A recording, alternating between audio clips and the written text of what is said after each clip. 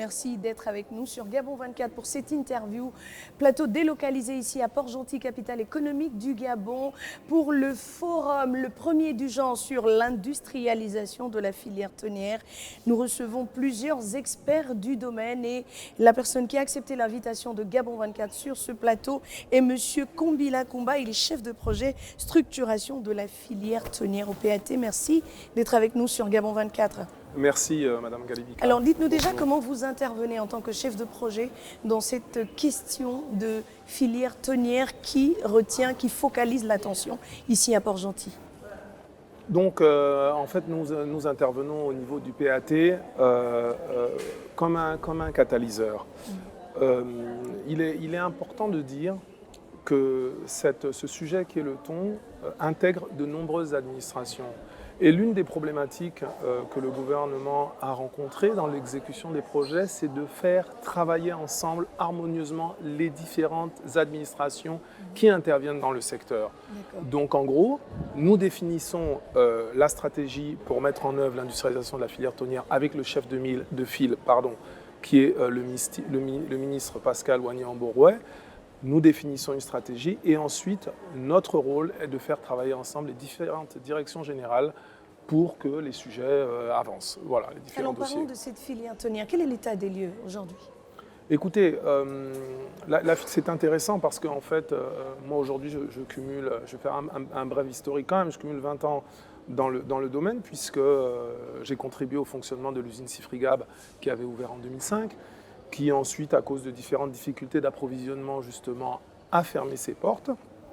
Donc aujourd'hui, il faut être honnête. Il y a eu des initiatives timides, on va dire, une grande volonté du gouvernement, et là-dessus nous pouvons remercier nos politiques, au titre desquels le président de la République et son prédécesseur qui avait construit cette usine, et une volonté réellement de débarquer le thon au Gabon. Donc aujourd'hui, il y a eu des initiatives timides en 2019 de débarquer du thon, mais clairement, il n'y a pas de transformation aujourd'hui au Gabon. Et nous sommes ici justement pour régler ce problème, pour mettre face à face les investisseurs, les acteurs du secteur, l'administration compétente, afin que nous trouvions rapidement les solutions pour que les tonniers débarquent au Gabon, que nous transformions le thon. Mais déjà que vous parlez des mécanismes à mettre en place pour le long terme, mais à court terme, les Gabonais ne consomment pas le thon qui est pêché dans leurs eaux. Comment cela s'explique alors qu'il y a un certain nombre de programmes et de mécanismes qui ont été mis en place, des partenariats signés pour que le thon soit débarqué au Gabon? Alors comment cela s'explique?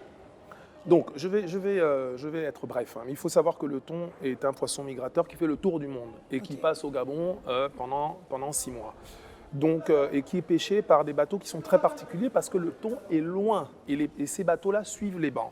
Donc, il faut déjà s'entendre avec ces armateurs pour débarquer ce poisson parce qu'au Gabon, il faut le dire, nous avons la culture de la pêche dans nos villages, en bordure de mer. Mais nous n'avons pas la culture de la pêche en haute mer, comme les Occidentaux, comme les Espagnols. Et pourquoi ?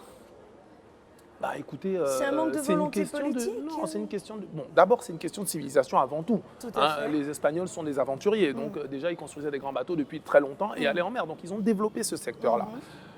Ensuite, c'est une question d'appropriation. En effet, pendant très longtemps, le Gabon n'avait pas un grand territoire maritime, mais depuis 1997, nous avons un plus grand territoire maritime et nous avons du thon qui passe dans ce territoire maritime. Donc maintenant, il faut que le projet mature, il faut mettre en place les conditions et en effet, peut-être qu'avant, il y avait une volonté timide sur les décisions et les réformes à prendre. Mais depuis 2012, le président de la République, Ali Bongo Ondimba, a pris ses décisions. Et aujourd'hui, moi, je suis très fier du travail accompli parce que c'est une longue marche pour arriver à ça.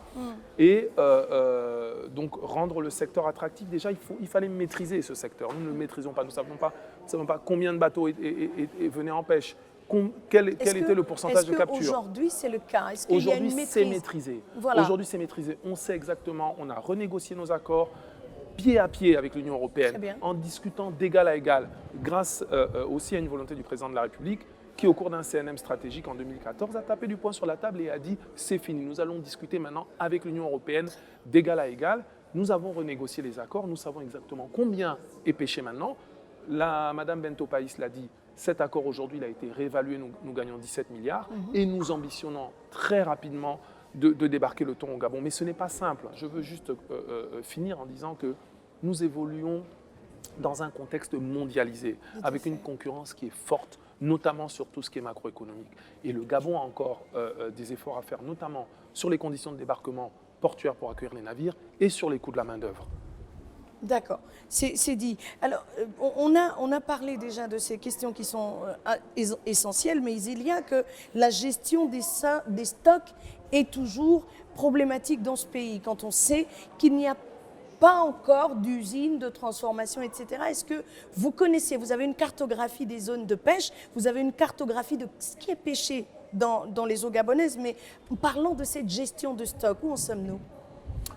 Donc, je dois dire que le Gabon, je reviens encore depuis 2012, et d'ailleurs le ministre Lee White va faire une présentation ici sur les aires marines protégées, a pris des mesures fortes.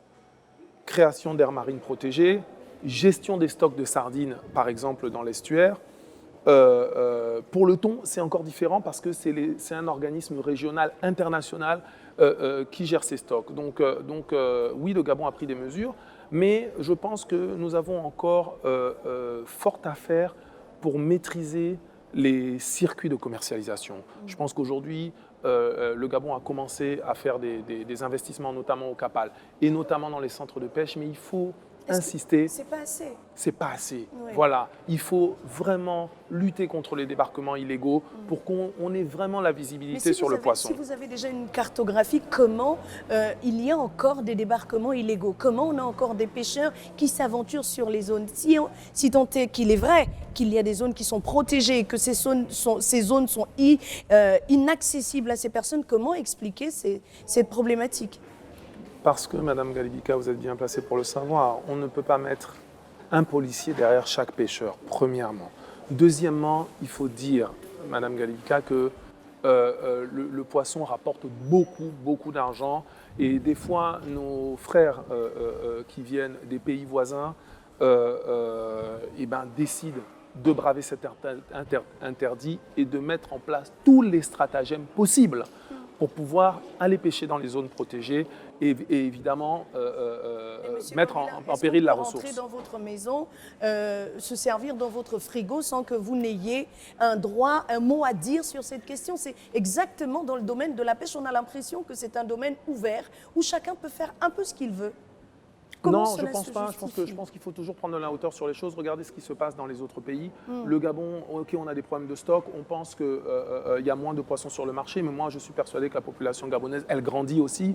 Je suis persuadé aussi qu'il y a d'autres niches qui ne sont pas exploitées, qu'on doit aussi débarquer le thon. La population grandit. Nous avons un stock donné. Au bout d'un moment, ce stock ne pourra pas survivre pour les X millions de Gabonais. Parce qu'aujourd'hui, il y a des enfants qui naissent tous les jours et des bouches à nourrir.